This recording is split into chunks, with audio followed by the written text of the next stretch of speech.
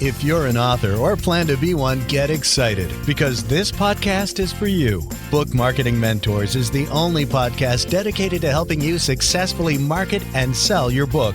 If you're ready for empowering conversations with successful marketing mavens, then grab a coffee or tea and listen in to your host, international best-selling author Susan Friedman. Welcome to Book Marketing Mentors, the weekly podcast where you learn proven strategies, tools, ideas, and tips from the masters.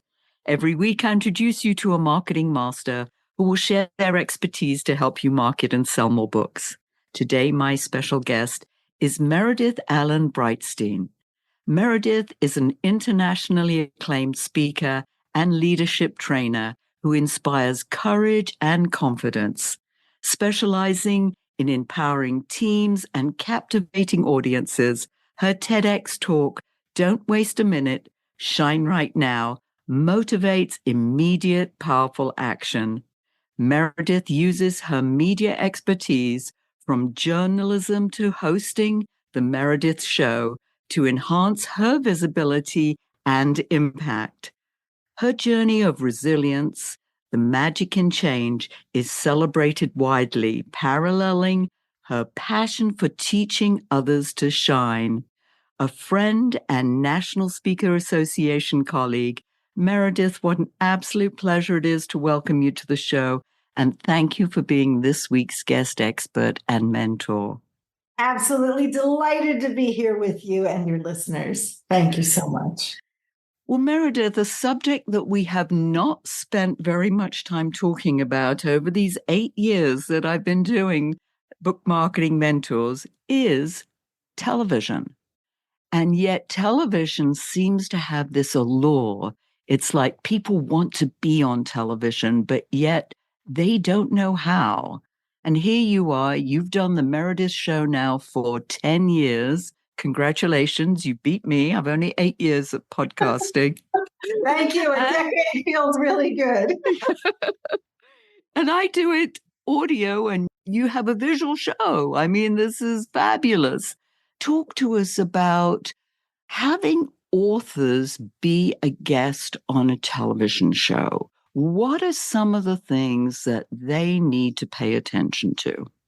Well, I think it's the most fun to have an author on the show because as a journalist who is a host, I love a good story. And we have so many wonderful books in the world. And my greatest joy is making sure that they're not the best kept secret. And the beauty of television is they can not only see the author and the book and the cover.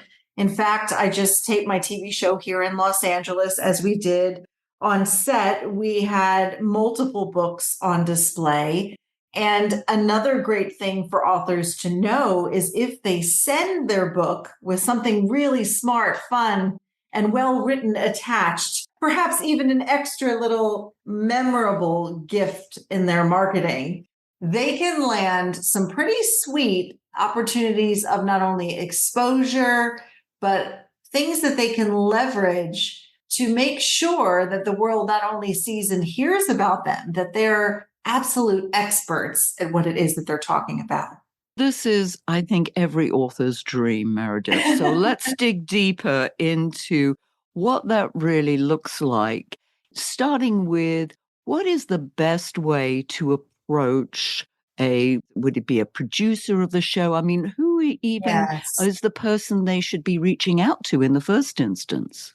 This is something I love to share about because as a former journalist myself and producer, I've had all those roles in television through the years. I see what press releases, press kits, and packaging gets tossed in the garbage and what gets scooped up and featured. The difference is often you have to consider, no matter how much you love your book, that you need to grab the attention of some very busy people.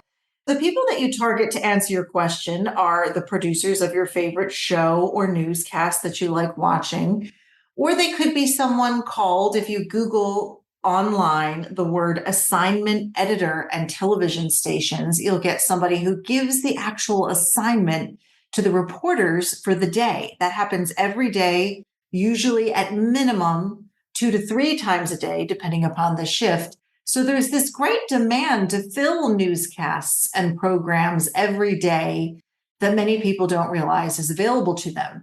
But it actually starts with creating a media list. What does that look like? Well, if you are an author who has really great information about how to manage your money, for instance, I created a segment called Money Monday.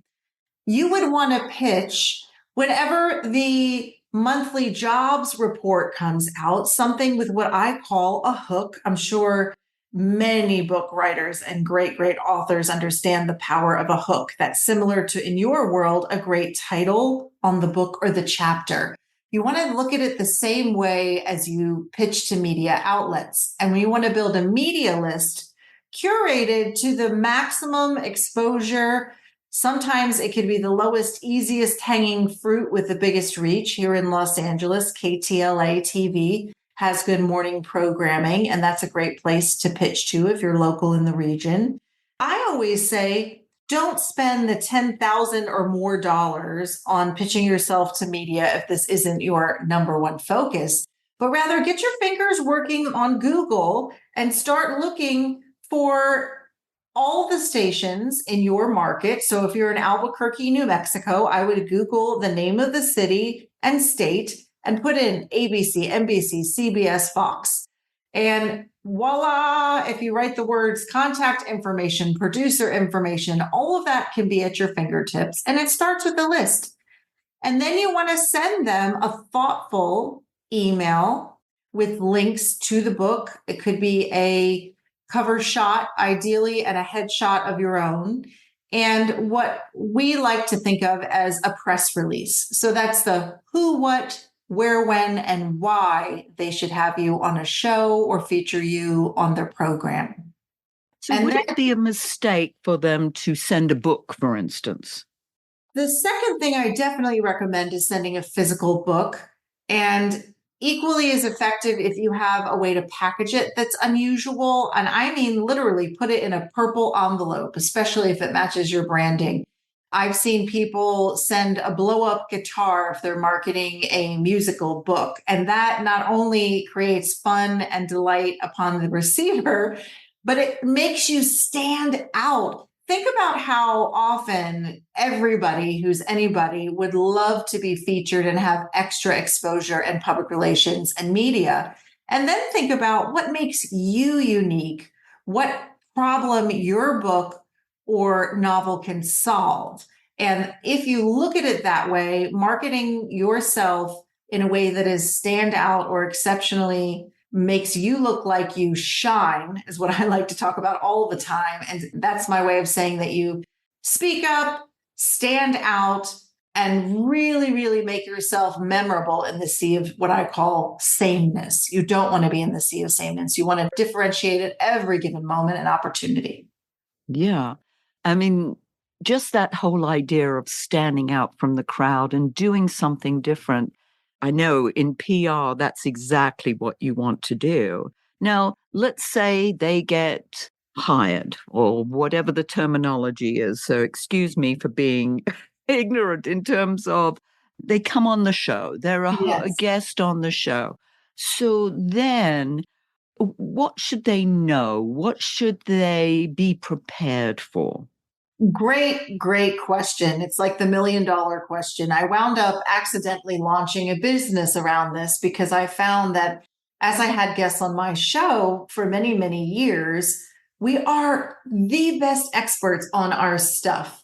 But what people in television are looking for are what we call speaking in sound bites, really being prepared. And it could start with a list of questions that you give the producer that they might like to ask you. Producers are very busy and often lazy. You would be a dream guest if you presented them with 5 essential questions that prompt answers about what makes your book valuable, special, helpful, unique. And being a prepared guest is the best kind of guest, for sure.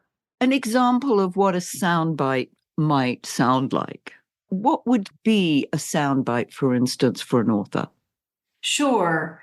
If you're talking about why you love being a pilot and how that can translate not only to the beauty of your job, but how I've seen many, many authors translate that to giving somebody a call to courage. You might say something on TV like, I've always wanted to be a pilot, but I never realized the impact I could have on people across the board by just sharing my story and knowing that women can be pilots, that we can all achieve a goal and a dream, even if it seems far-fetched, if we have courage.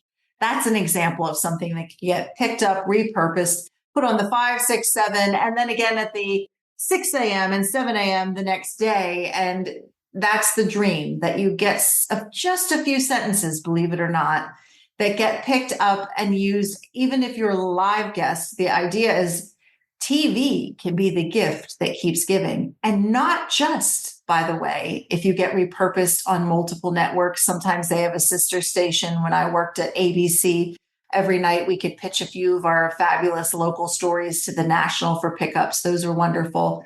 But what I love for authors about getting onto television is it is a forever marketing tool. If you can see, as seen on ABC, NBC, CBS, and Fox, and even better, you have a link under your signature showing you featured on ABC, NBC, or CBS to that YouTube capture of it. So always ask for the video. And then you should put it on your website prominently, whether it's the logos and ideally the segment, or at least at minimum one on all of your marketing materials. It's a great way to add credibility and reach and the opportunity to maximize every minute that you've gotten on TV from soundbite to finish. Often I think of the fact that it's not just the book, but it's about the expertise that the author is going to share. They often get the two mixed up. It's like, oh, I published a book or I've written a book. They think that people are going to jump up and down with excitement, but it's not the book. It's what's inside the book. These sound bites that you're talking about, those are what they would prepare beforehand, knowing how the conversation is going to go with the host of the show. So you're saying they should prepare all of that in advance. And would they necessarily have the opportunity, let's say, to show the book? Or how would they sort of gently bring the book into the conversation, let's say? Absolutely. So I think the best case scenario is they have the fortunes in the follow-up. If you pitch yourself to a TV station, and don't be surprised if nobody follows up, it often starts with an email or something in the mail. The second thing you should do is call and say, hi there, I just sent over an email this morning. I am an author that just released a book. I'm available beginning tomorrow for interviews about X.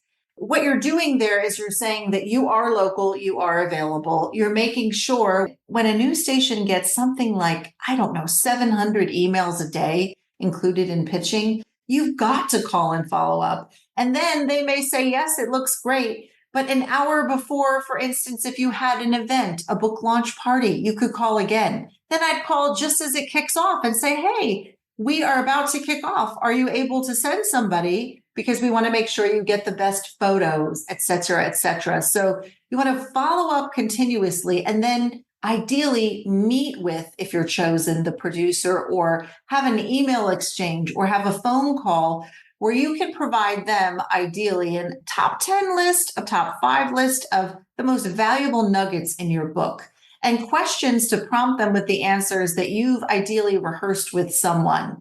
I would say 99% of people don't do that. And you know your book better than anybody. But the best people and the best interviews get what I call repeat business. They get booked again. And sometimes I've had people come on as regulars when I found that they're comfortable, confident, and most importantly, valuable to the viewer. So you don't just want to talk about your book, even though you might love it. And obviously you haven't written it if you don't believe in it. But speak into it when you're on TV about how in every way your ahas, your greatest nuggets can help somebody. and who they help the most. You bring up a really, really important point, and that is the fact that you could be brought back again. Because I've heard authors come to me and they say, oh, how can I be the person they turn to, that expert in such an area? Like on CNN, for instance, they have the same people who come back as experts. You just talked about that so beautifully, because yes, I mean, that's ideally what you would like. Is that's really, for me, the gift that keeps on giving, is the fact that Yes. people like you so much, they want to have you back. I'll give you a great example. I had a friend who was just a beautiful soul, and she owned a travel agency. Many of those didn't make it through the internet era, but she was exceptionally lovely. She had great customer service, a niche market. She did destination weddings. I said to her, Jennifer, if you could find the courage, I know you've never done it before, I'd love to have you on my TV show. Well, she was shaking with nerves the day it came, but I helped prepare her, reminded her that it was just me and that I was her friend. And that you should always look at an interview that way. If it gives you comfort, pretend you're speaking to your grandpa when you look into the camera or talk to the individual there. But I think the end of the day, Jennifer was so good once she got going. We brought her back. And then I got a huge break and went to work for a national network. And I took Jennifer with me. I brought her in, and the producers where I moved to loved her so much. She became the Fox on Fox in the morning. It was a Fox News affiliate. And then before she knew it, she got picked up because she was the perfect package. She made herself available every week on a regular basis at sometimes awful hours in the early morning when a lot of people are watching, by the way. She wound up on the Travel Network and has a huge amount of media expertise and a robust, tremendous business. Still down, I'm probably thinking it's been about 20 years since that debut, long after almost all of the physical travel companies went away. She really leveraged media into superstardom and a big part of her brand. And I think that's really possible for anybody. I have a few tips, though, on how you could accelerate that process. We want to hear some of those. Okay. Being a great guest not only comes along with being available and ready, but constantly repitching. So when Jennifer would see that there are new regulations for travel advisories, she'd send a quick note to her producer friends, and she would say something like, I see this as a regular thing and it's coming up with all my clients. She would follow the trends in your industry and whatever it is that your book is about and make sure that you're relevant. So it's an easy pitch. And the next thing is, you've got to know, no matter how valuable you are, how great the book is, they've got to love you. Build relationships with your TV producers. I know it sounds terrible. Bring them a little coffee if you know what they like, or ask them a donut, a healthy thing if you know they're on a health kick. Send them little thoughtful notes after you've guested of appreciation and gratitude. It doesn't have to be a physical gift, but sometimes the thoughtfulness goes really far. Let's face it, they get bombarded. I know I did when I was on TV working in the news industry. It was insane, actually. So you want to just make yourself so valuable and so easy and so thoughtful that it would be hard not to rebook you. I love that, because interestingly enough, I was just on a call with one of my authors, and I said, have you gotten some local press for your book? And he said, no. He says, I couldn't get anything. And I'm like thinking, well, how often do you call, or when is the time where you become a nuisance versus looking to be invited to be a guest on the show? Yeah, I think the real answer is, I know this is going to be controversial to some people, but I think a lot of my TV friends would agree with me. You need to be ad nauseum. I don't think there's an over the top. I think you have to assume that nobody cares about you. I know that sounds terrible, but at the end of the day, you have to make yourself continuously present and top of mind of a producer or a show or a program that you're targeting. I can't tell you how easily I can be worn down if I'm desperate to fill a 30-minute show and somebody has just relentlessly followed up with me and catches me on a good moment. I think obviously if someone tells you to buzz off and please not contact them again, you certainly want to respect that. But barring that situation, there is a desperate need every day to fill, even in your local news station, up to 10 hours, if you think about it, of local programming. Many stations start at 4 a.m., they go to 10 or 11 a.m. with local programming. They have a noon newscast, and then often a 4, 5, 6, 7, 8, 9, 10, and 11 can all be localized. So there's so much opportunity there if you have the focus and the drive. I just think you should focus, however, on what makes most sense for you and your audience for return on the time. Yes, very much so. I love that unless you're told to bugger off, that, hey, keep going. I mean, does it matter that the book, let's say, is already a few months old? Does that make a difference or no? Not at Good. all. I assume if you create your press release, you can be crafty. You could say on the world renowned book, if it's already been out for a while, or the essential book about. And if it is launching, it's a great reason to do a press release. If it's a new author having their stuff come out, people have controversial thoughts about press releases.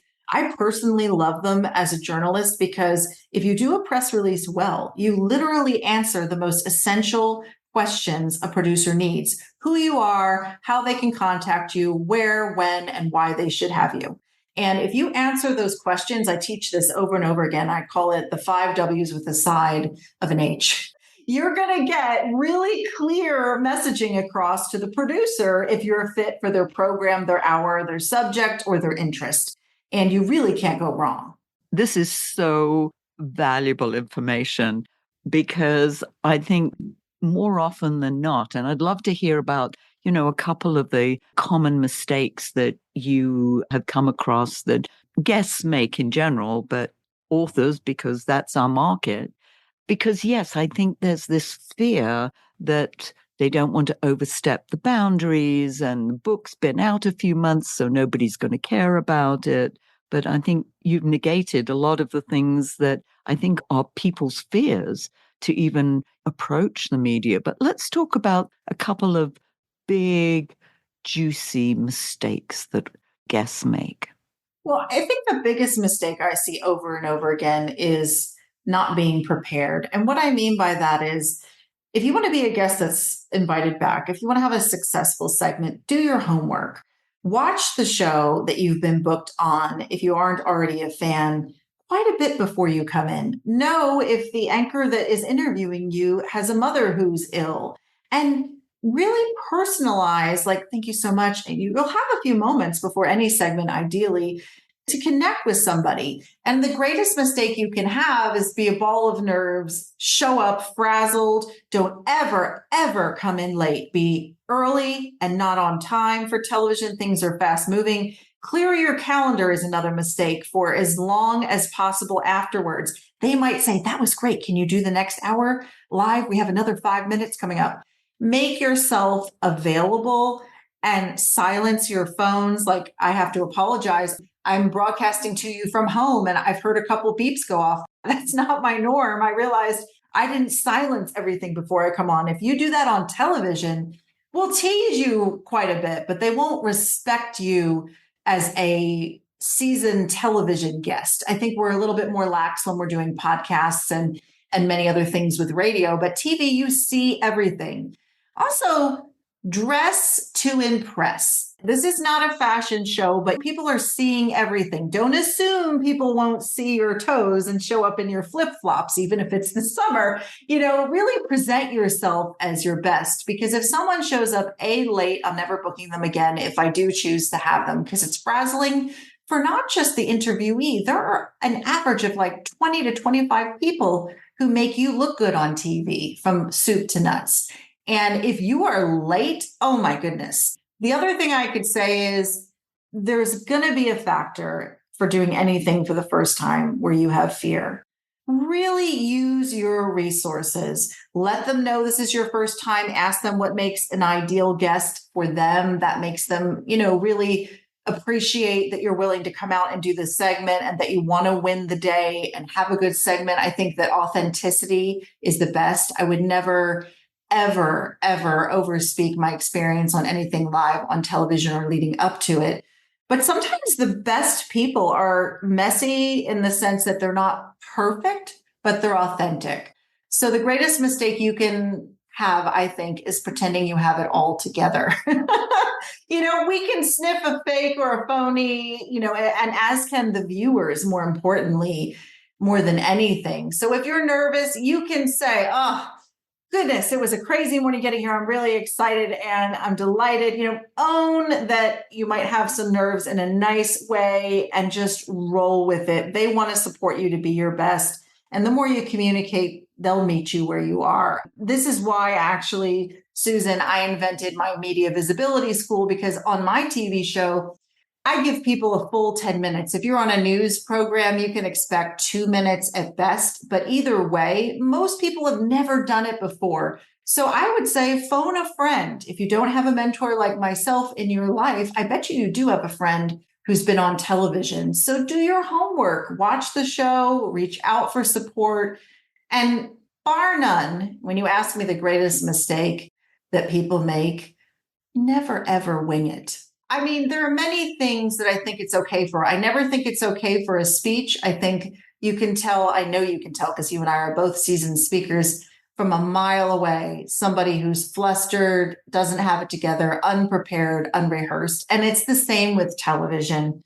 Show up and be your authentic self. But if you've created questions that you've given to the producer, have your family member, friend, or colleague go through it with you, but not just once, maybe 4 or 5 times. So you set yourself up for success to be the best that you can, even if it's your first time. Oh, what valuable tips. And you did this brilliant segue to start telling us about you and the services that you offer, because I know that our guests will want to know that. Well, thank you so much. It's interesting. I have worked for, I think, looking back, decades in TV news and every TV network under the sun. And sadly, after a while, the grind of fires and murders with a side of kidnapping every day just tugged at my heart. It didn't really align with my soul. So a decade ago, and I can't believe, by the way, it's been a full 10 years. It was such a shocker when I realized that. I walked away from it all and decided I'm going to create a TV talk show that's everything that what I've done wasn't. I literally interview people with their stories of overcoming adversity, and very often authors whose dream it's been is to share their message with the world. And my only prerequisite for being on my TV show is that they have a story where they shine after they've come through adversity. And as a motivational speaker, I just believe those are the moments an audience, both in television and a room, connect to the most. It's not that they don't want to hear about your success, but how you got there and what it took is inevitably fascinating and a deep connector over and over. I just figured out through the long game that most people would love a little bit of help. After having my show for a long time and showcasing these stories, from the demand of my guests, actually, an unexpected business was born. And I created the Shine Society, where people come to get lots of training on how to build a media list quickly, what to do with it when you have it, but most importantly, where you get to shine. And if that's TV and you want to come on my show, I make sure that my guests have been rehearsed, prepared, trained, poised, and most importantly, excited and delighted, feeling ready to be on TV. So it's a big wheel, I would say a hamster wheel for me, of love. Full circle, all the things. Because, at the end of the day, if somebody is willing to put themselves out there, share some really difficult things, perhaps, that are in their book, for your example, or that they've overcome in their business or life, then I want to make sure that on my show, they don't just show up, they absolutely shine. Beautiful. And I hear the passion. And for me, that's always such a telltale that, they really love what they do. And just your passion for what you do just exudes that you love what you do, which comes through loud and clear. If you were to leave our listeners with a golden nugget, Meredith, what would that be? I think it's follow your heart. I had a dream as a little girl to retire Oprah Winfrey and someday have my TV talk show. I think that I was laughed at. I actually remember somebody who said, yeah, right. Look at you. You're the shy girl. Well, what's really cool is get the best revenge and be courageous enough, even if you're fearful, to reach for your dreams. Mine happened to be on television. And if yours is in sharing your story in any way, whether it's in a book or with the world, I think that TV is a lot of fun. And I think your message, more importantly, deserves the biggest audience that's even possible. I recommend, if you have a book, if you have a dream of sharing it in a big way with the world, go for it. Go all in and leverage all your resources and contacts. And it's absolutely an honor if I can help any of your listeners in any way. Beautiful. And we'll put a link in the show notes of how they can get hold of you. And I believe you have a little gift for everybody as well. Yes, thank you so much. What I have found is not everybody shines in the same places, and it definitely doesn't make sense for everybody to do every kind of show. So I've created a list so that you can kind of figure that out. It's called 18 Ways to Raise Your Visibility and Shine. And I would love to give that to anybody who would like. You can find it on my website. And I'm sure, Susan, you'll make that link available as well. I will. Thank you. And talking about having people back, I know that we tried to cover a lot of information in a short period of time. That begs the invitation to come back and share some more, because this is such a rich subject that I know so many of our listeners are interested in. So thank you so much for sharing your wisdom with us, Meredith. And listeners, if your book isn't selling the way you wanted or expected to, let's you and I jump on a quick call together to brainstorm ways to ramp up those sales, because you've invested a whole lot of time, money, and energy, and it's time you got the return you were hoping for. Go to brainstormwithsusan.com to schedule your free call. And in the meantime, I hope this powerful interview sparked some ideas you can use to sell more books. So until next week, here's wishing you much book and author marketing success.